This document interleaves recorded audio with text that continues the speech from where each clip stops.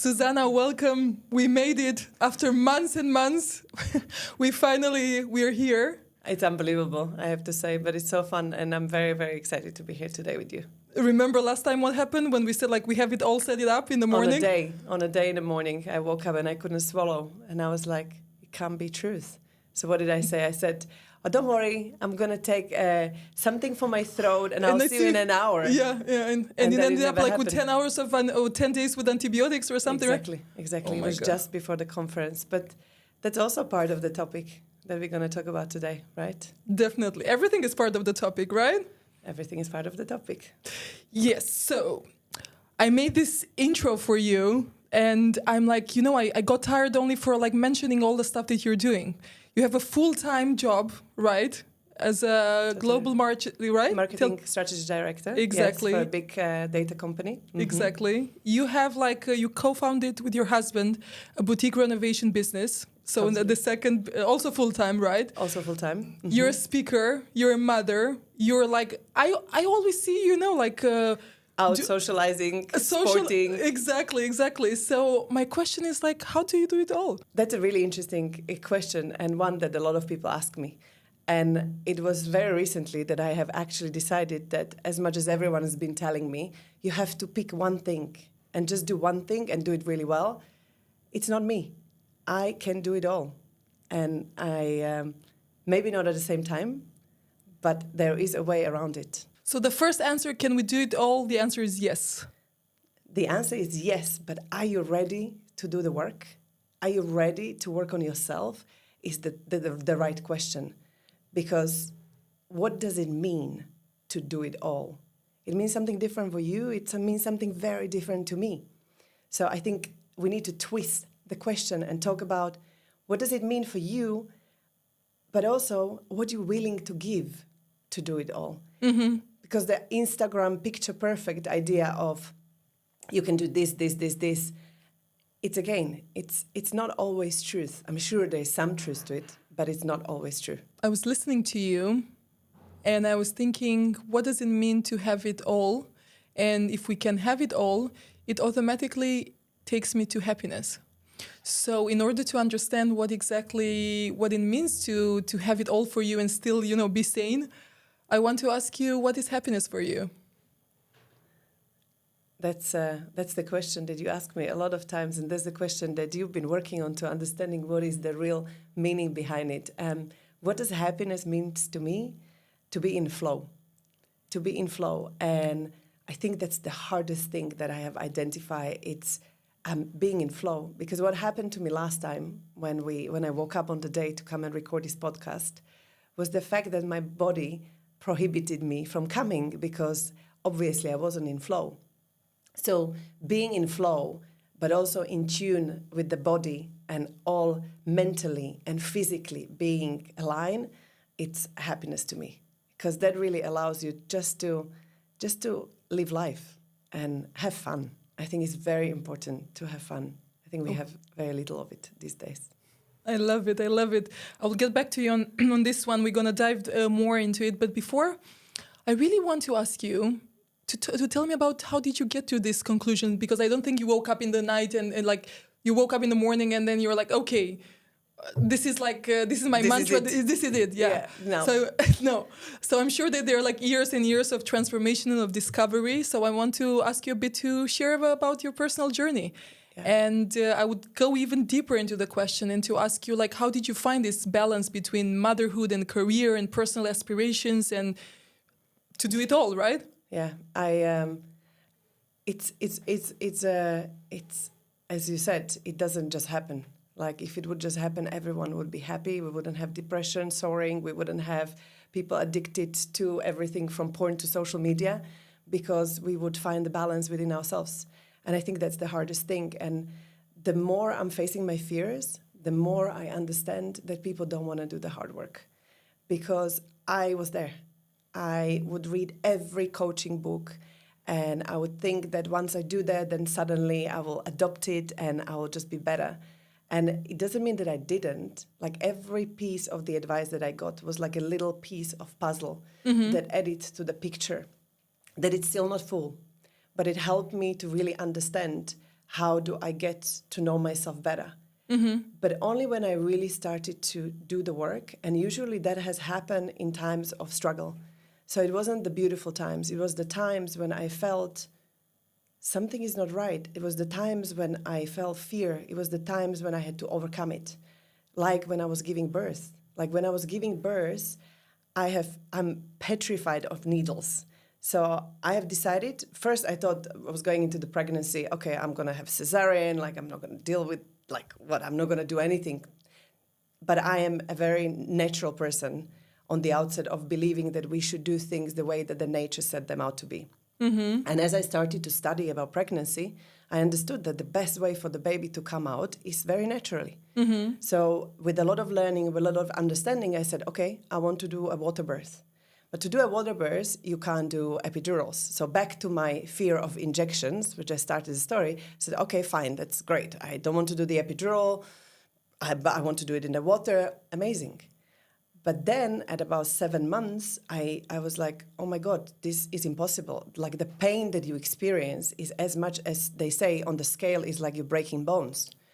Oh my God. My sister had also like a natural pregnancy, and she said the same, that she felt that like her bones were like tearing apart. It's the most painful things that I think anyone can experience and feel positive about it, because you bring the baby out. So it has like a happy ending. It's only pain that has a happy ending, but but it's still the fear is there. And I do often say now is that I'm very humble about the fact that I had perfect health conditions. So I will never judge around women's choice of birth. I think it's super individual. But I do say that if there would be a better education and better learning, and if everyone who is on the journey of pregnancy would want to do the work and understand a little bit how the body operates, we wouldn't have so many stories of I'm 25 hours in labor. Because when the first fear of the first pain would hit, you would know how to work with it. And so how did you work with it? I learn a lot, because knowledge is power. I prepared physically. I said I'm like Olympian preparing for a race. Wow. So I was training physically. I had no idea. Yeah, and I did meditations and very strong visualization and meditations to really help my head and my mind to get over the fear, because the fear is the only thing that really prohibits us from doing great things. And I'm no professional athlete, but when I was giving birth to my first daughter, I really felt like a warrior. I felt like this is it. Like if I overcome this, I can do anything. And so going back to the idea of, you have to do the work. Only when I overcome the fear of pain, I have moved and I have progressed and I have become much better. And there was another piece of puzzle in the whole picture of understanding how do you achieve balance. It's often when you face your biggest fears. I love that. So actually going like from physical pain to the growth pain, the ones that we have to deal with, when you're like dealing with a lot of changes and stuff. And I think the most beautiful things in life happen to you when you're like out of that comfort zone, not like doing things that, of course, you're like, everybody's afraid, but like you have to go and overcome it. I always remind myself, though, that we are very lucky to have the ability to go and overcome the fears, because not something bad didn't happen to us. If you look at successful people, and if you look around, whether it's Oprah Winfrey or many of the very, very successful athletes or Paralympians, they were at the adversity that happened to them, and then they become great. Why? Because usually, as you said, when you lose something, when you face your fears, when something really painful happened to you, allows you to gain power within you to become better. There are two sides of this coin. Is if you don't have adversity happening to you, you have to really work with yourself and with the great that you have around you to become greater, to understand yourself, to overcome things that, and go deeper in yourself, because you are not forced. So it's two sides. It's amazing, and I'm always grateful that I'm not forced to act on adversity. But at the same time, it's much harder for people to work on themselves when they are not forced to. I couldn't agree more. Yeah, definitely. And talking about the great around you, I really want to talk about the supporting system. Yeah. I want to talk to you about, so how, like going back to have it all and doing it all. who's your supporting system? How do you do it all? And how important is to be able to do that? Because I think, a lot of women, they want to do it all, but they don't want to delegate. They want to be the heroes. They want to be them, themselves. They want to do it all. And then they're just, being exhausted, and you cannot actually do it all at the same time without help. So my question is, like, how important is that supporting system? I think it's everything. It's everything. And it means different things for different people. I always say don't compare, the one thing that we all do. But I mean it in a sense of you really don't know.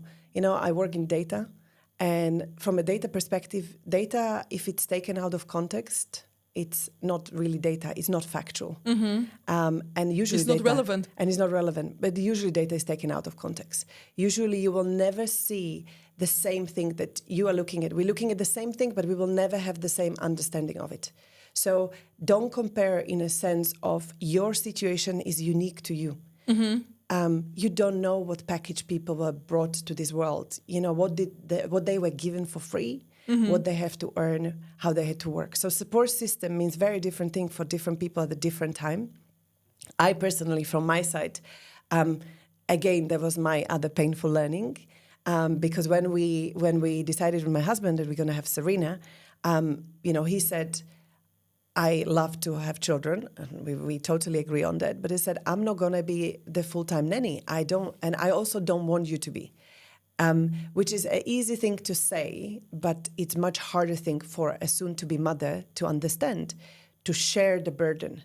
Because it's one thing when you call your mom and say, hey, mom, come and help me. I'm about to have a baby. And it's a very different thing to be in a world as we are. We lived in London back then. Now we are in Portugal. We are always alone. We call it immigrants. We don't have family around. So I you know need the to feeling. bring, like you and Sefi, you need to bring someone who is not your family, is not your friend, someone who is a new person in your house in the most vulnerable time of your life, when you bring a new baby and you are first-time mother. And you're depending on them, kind of. You're kind of depending, but you also don't want them to take over, because this is your baby and this is your role, especially if you are a high achiever and you have just now given up your career, like I did for some time, and wanted to be a full-time mother and wanted to show that I can do it all. Back to that picture-perfect idea of, I don't need help. So it was again through a painful journey of opening up myself to our nanny, who's been now with us for 6 years, and the relationship is complex. And I had so many profound learnings to allow her to be a second mother to my children, to have her have the relationship with my kids. And it was through tears, it was through or sometimes arguments with myself, and often feeling not adequate, not strong, not the right mom, because you suddenly have two different influences. And so again, go back to your question about the support system. I gained mine through pain and through understanding that if you want to do other things, and I really love to do other things, as I already said, I want to have it all. I want to do it all. I want to do my sports, see my friends. You have to find a way not to blame your partner for not being there, but take the support that you have. And in our case, it was Natalia, who's been with us now 6 years, and she is the second mom for my children. And that takes a lot of courage to say, Yeah, 100%. And it was, as I said, it's another piece of the puzzle of finding and understanding that it's okay.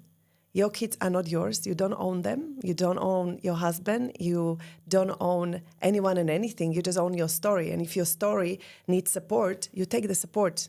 As much as I know what you mean. As much as you need.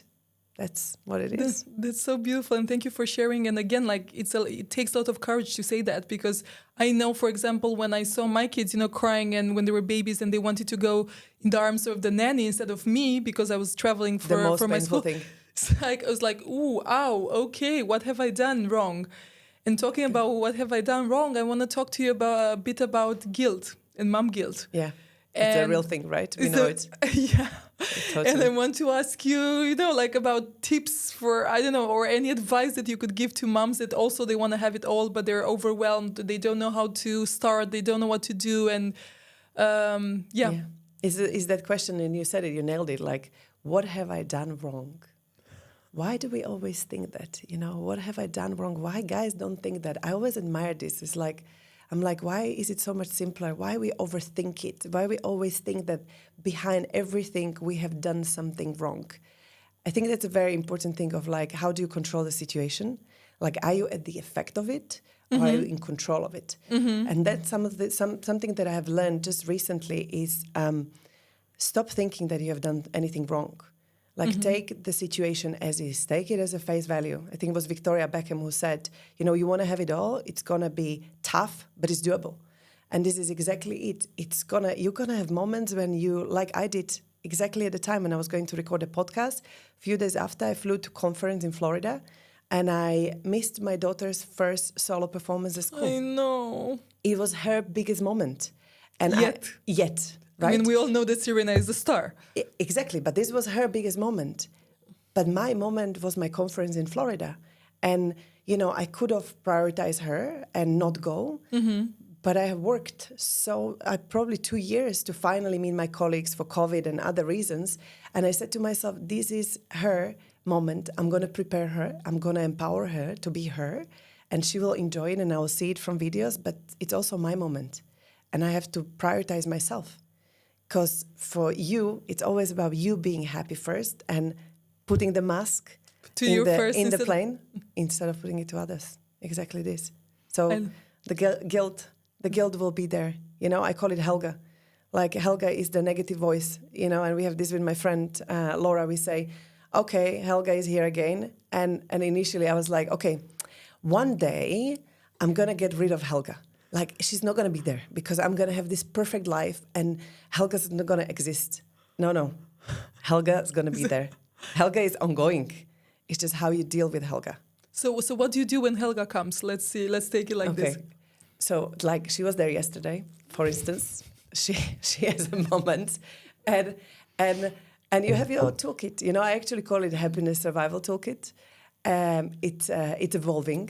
There are some things that stay. So the few things that stay is meditation stays, and I have understood that when I don't do it regularly, you could feel it, which I never believe because it's this cliche that you meditate. But it does really work. And doesn't matter what meditation you do. If you sit in silence, I train in transcendental meditation. I did everything from Joe Dispenza to Deepak Chopra to Samadhi. Does not matter. It's just meditate. Have that time, ideally in the morning or in the evening, when you just quieten your mind. So meditation is one. So what do you do? Like, it's like, Helga, go. What's the mantra? No. Like, I mean, maybe go that's away, one. No. I see you, I can hear you. You speak with Helga and you say, hi, Helga, you know, I hear you. It's okay. But I'm not going to take your advice today. So wait, what happened yesterday? I wanna. Well, yesterday was just a day. Of course, it was just like a normal day, but it was a day after 2 weeks out. So we had a conference, and then we took the kids to London. I flew from 35 degrees to 16 degrees in London with one child that had chickenpox. She wasn't almost allowed to fly, like literally a couple of hours before I was supposed to get on my connection to Lisbon. She got a doctor note. So imagine I'm running in between Paddington Station, one airport and another airport. And an hour before I take the flight, I'm told that she's coming. So I have to rearrange everything. Then they arrive. She is still post-chickenpox. It's freezing in London. And just me trying to, with the jet lag, give them the bestest time of their life in London where they were born, with their time back. And then coming back to Portugal after 2 weeks of combination of business and time with them and trying to catch up on life. When, as you said, you know, there is business to run, there is work to do, and there is also all the other things that never stop, you know, the performances, the school, and everything. So yesterday was a first day back when everything just fell at me in a sense of the backlog of life just caught up. The real life. And, you know, it's I'm learning to be better. And I think it was Michelle Obama that I read when she said, I have learned that Barack just takes his time. He just goes and takes his time. He just said, I'm going to do this. We have the tendency to go around the bush and just say, oh no, you know, I'm going to prioritize the kids, or it's Sunday, so I'm going to do this. I have a birthday party. We do not think, and at least I didn't, that what I have to do is as important as what Roy has to do. And now I just said it as a matter of fact. I say, I need 2 hours on Sunday. I need to take time to catch up myself. on work. Oh, Not even for myself, just to catch up on work, because tomorrow is Monday and I have to be on top performance. I have a schedule of meetings and then I want to slot kids in. I want to have my sport. So I have to be, in it top prepared. And I wasn't yesterday. So yesterday hit me. And when it hits you, you're like, you have two options. You go with it or you decide and you say, okay, hang on a minute. Just pause and let's do this. You have 24-hour cycle. Maybe this is your last day. What do you do? How do you make the most of it? And so I worked yesterday in half an hour slots and I was literally just executing. I stopped thinking and I was executing. And I tackled Helga with just, I'm going to just do it. I'm just going to do it. And it's always different. But, that's one way of like speaking to Helga is like, yeah, I hear you. Okay, stay there. I'm going to do my thing. Like close her in the closet and continue with your day. Continue doing your thing, continue doing your thing. So it's one of the ways. You mentioned a lot the prioritizing and putting yourself, like doing all this stuff. So I think that in order to have it all, you need to have like a routine. You need to have your like strategies or like schedule or something. You want to share something about it? Or I follow you on Instagram and I remember like all the hashtag consistency is key. Yeah. So I love that part. Sorry to interrupt. That's it. That's my. Consistency is a funny one because I always thought it's so boring. Like, who does consistency? My God! Like, my husband does consistency. He's Virgo, and he's so precise. We can talk about him later, but he's like Brian Johnson without the price tag. He's a biohacker and he does everything precisely. And I was like, okay, it's an interesting way of doing things, right? But I didn't think that consistency would be the one that I would glorify at this stage of my chapter, and it really is. Especially for us, the Sagittarius, now that I'm thinking about it. Totally. That it has to be, independent. It has to be like adventurous, and you have to be spontaneous, and you have to make it different. And yes, in some things. And that goes back to the survival toolkit. Because, meditation consistency or workout consistency, or I swim in the ocean for last 3 years, never believe I would do that, but I've been swimming in the ocean and that's also consistency.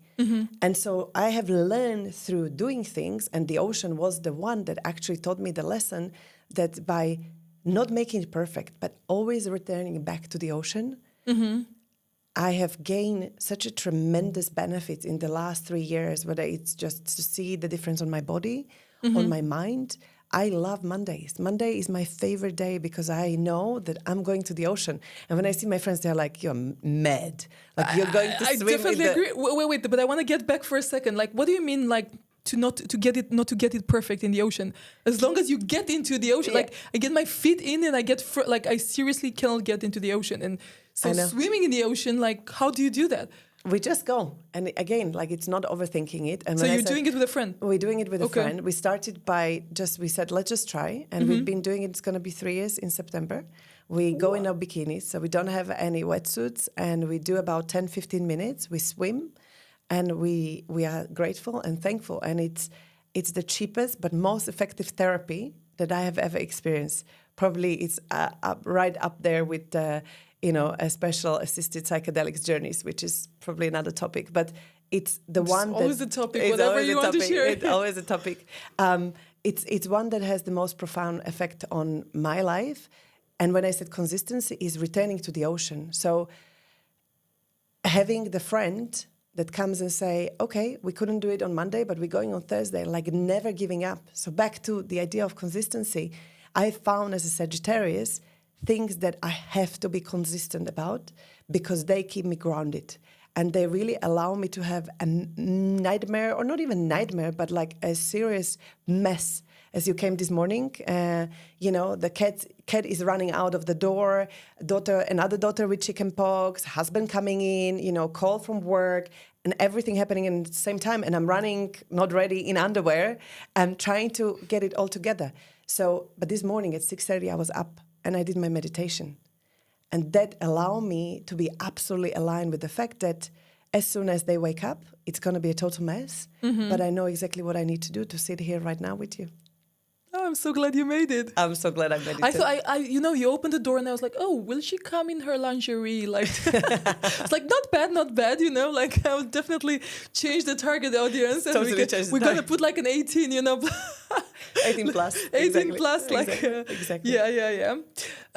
Listen, I have like a million questions to ask you, but you're talking and I'm trying not to interrupt. As you see, it's hard for me to do that.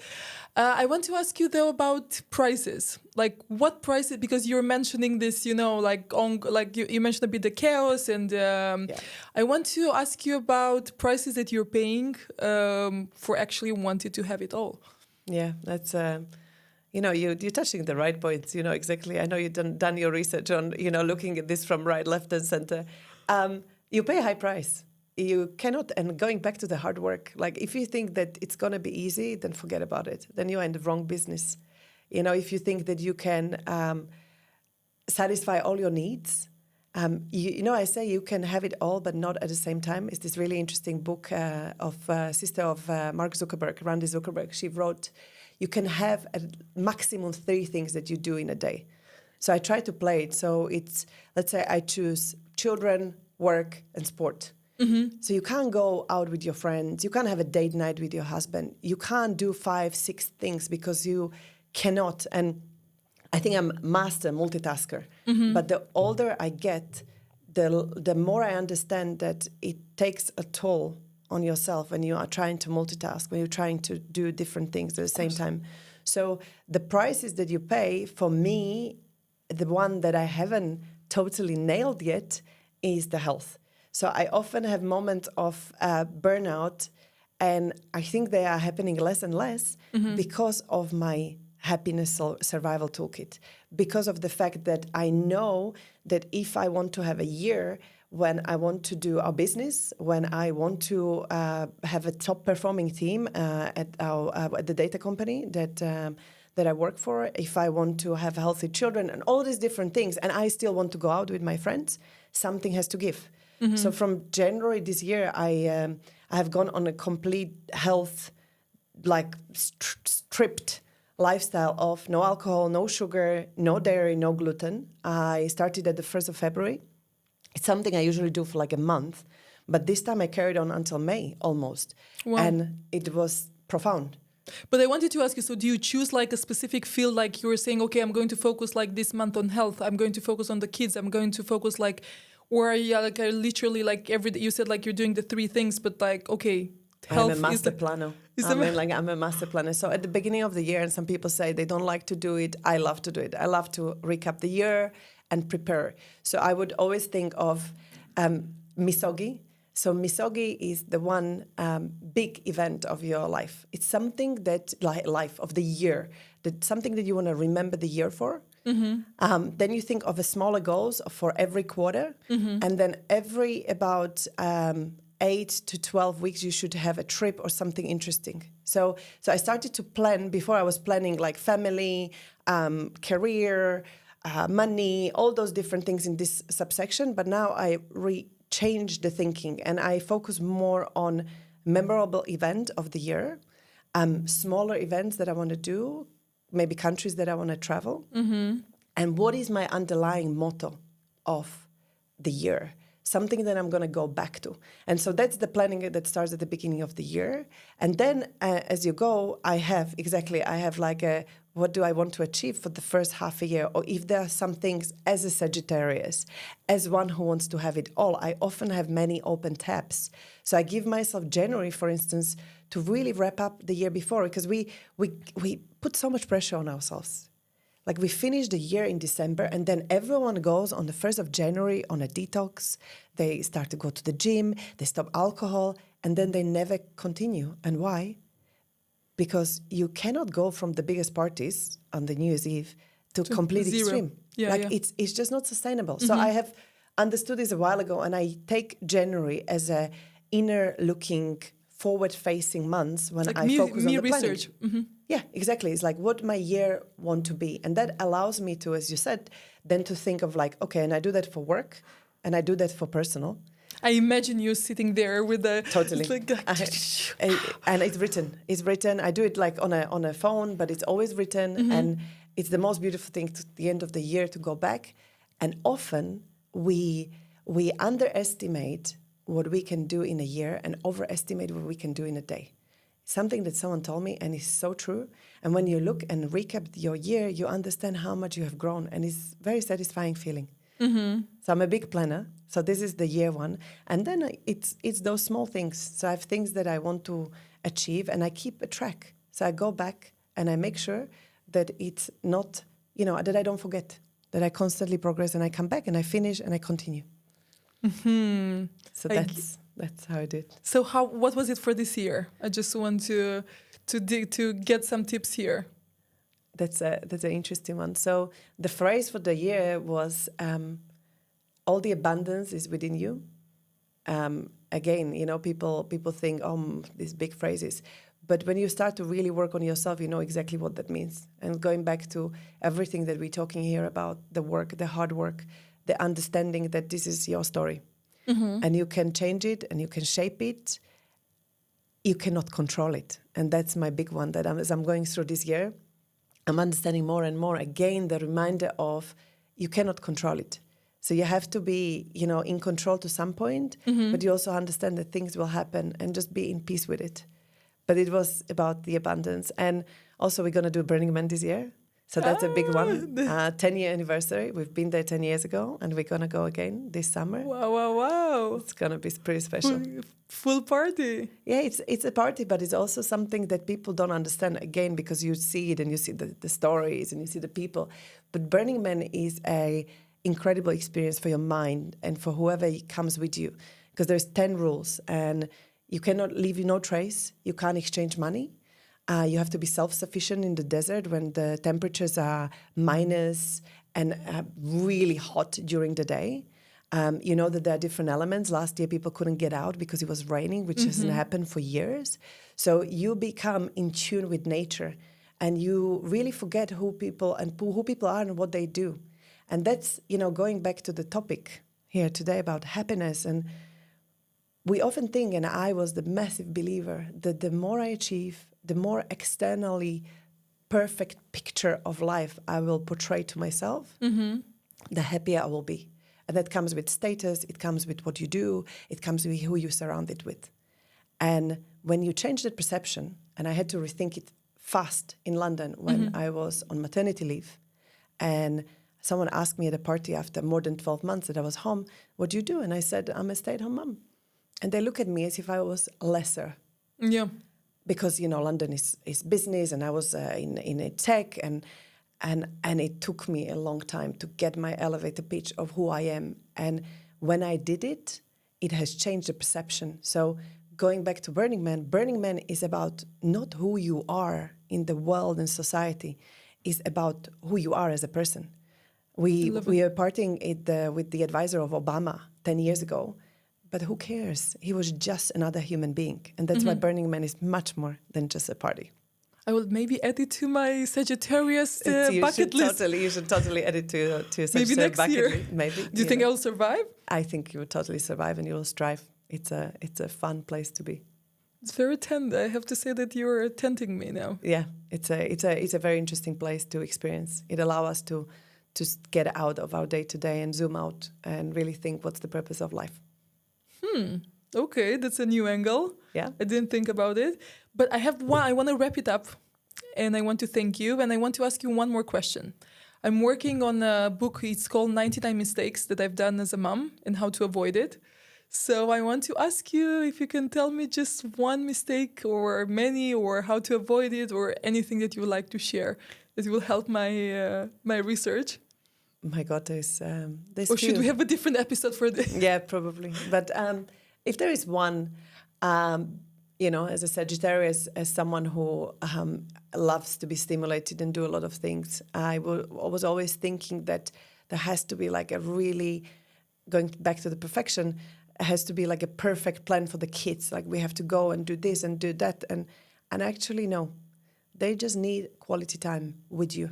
And it can be just by doing the most simplest thing of baking a cake or playing a little game or just hugging them, which might sound very simple. But when you're a first-time parent, you want to show them the world, you want to do everything with them. Story of my life. Exactly. And then you just see that they get overwhelmed very quickly because their brain is still very small and very young. And by teaching them simple things, you sometimes achieve much more. I love it. So going from full-time schedule to just versus like couple downtime, of things, exactly. and like Downtime. Doing less. Quality, do less, and just be with them. Yeah, full connection. Totally. I love that. Zuzana, so looking ahead, what are your goals and what are your future aspirations, both professionally and personally? And so I wonder if you want to be here another hour, because for someone who wants to have it all, that's a big one to ask what are the future aspirations. But let's say I'll break it into the professional, which actually it's kind of combined with personal. So I think for me, it's something that's been on my radar or something that's been a passion of mine for a really long time. So it started with getting into sport, then nutrition, but very much as we are moving into the society that it's surrounded and like infiltrated by chemicals, it's very much about how can you live clean life. Whether it's through eating very good food, meaning mainly cooking at home, clean food, vegetables, but then also like what are the products that you use at home, from shower gels that you put in yourself to washing powders or to the dishwasher tablets. So I've been looking at this for a really long time, especially around COVID. It was also getting rid of all my makeup and cosmetics that were toxic because of the little kids. So clean living and clean beauty has been something on my radar. And the combination of my husband, who's been an athlete since the age of 16, working out, and really he is the biohacker without the price tag that Brian Johnson put on longevity and biohacking. The combination of the two is bringing our passion project to life, and which is all around how can you be the best version of yourself for the longest. So not necessarily longevity in a sense of how do we live longer, but how do we live a quality life through sport, mind, soul, and clean living. Like how does that come together? And that's what we're working on and have been working on for some time. So it's like a club, it's a clinic. Let me... It's going to be an offline. It's going to be an offline space, but it's going to be an online space, and we're still shaping it. And but it's very, very exciting. I would love to be part of it. I'm sure you have a great track record of being the honorary member. So you will be, I'm sure, one of the first honorary members when we open it. I have it on camera. Thank you so much for accepting. Such a pleasure. So it's just like it was a pleasure of mine. The time just flew. The time just flew by. You have something to ask me? If I have something to ask you, why did you start the podcast? Ooh, that's a good one. Where did I start? Because I love talking to people, and I started because I was invited by a friend at his podcast, and then I was surprised of how much I love it, and I always say that it's my therapy. So being here with you today, it's like instead of seeing my psychologist, I'm listening to you and taking notes. Yeah. And every episode is just like a new challenge, and I love doing the research. And I really, really, I must say, you are asking me, you're Sagittarius. I just love being with people, and I love listening to people and learning from people. So very nice answer. So good luck for finding great speakers. Thank you.